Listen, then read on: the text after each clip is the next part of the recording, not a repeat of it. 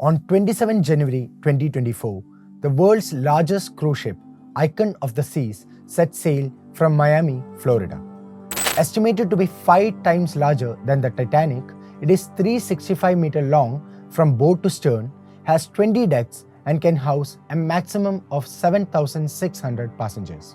Publicized as the most sustainable ship to date, the ship runs on a dual-fuel engine to cut emissions and increase the fuel efficiency by 24%. But among such tall claims, there are growing concerns over the enormous methane emissions of the ship.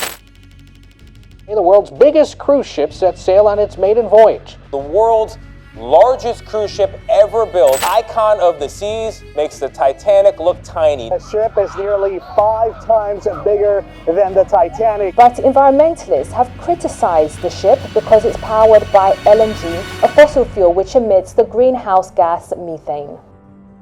The launch of the Icon of the Seas comes as many European countries crack down on cruise ships with new regulation aimed at targeting pollution in ports. Traditional marine fuels have been a major cause of emissions in ships. Let's get some perspective. Data shows that Europe's 218 cruise ships emitted more sulphur oxides than 1 billion cars in 2022. The most efficient cruise ship emits around 250 grams of CO2 per passenger kilometer, which is 2.25 times the carbon intensity of a short-haul flight. The Icon of the Seas is built to run on liquefied natural gas, which burns more cleanly than traditional marine fuel. Burning LNG releases less nitrous oxide, sulfur dioxide, and particulate pollution than traditional fuels. LNG ships also cut the CO2 emissions by 25% in port. Even though the idea of LNG ships look good on paper, several experts have pointed out the flaws in the system.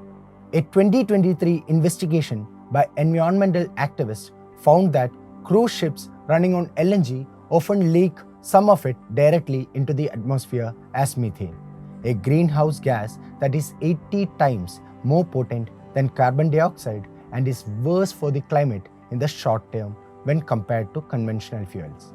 It's a step in the wrong direction.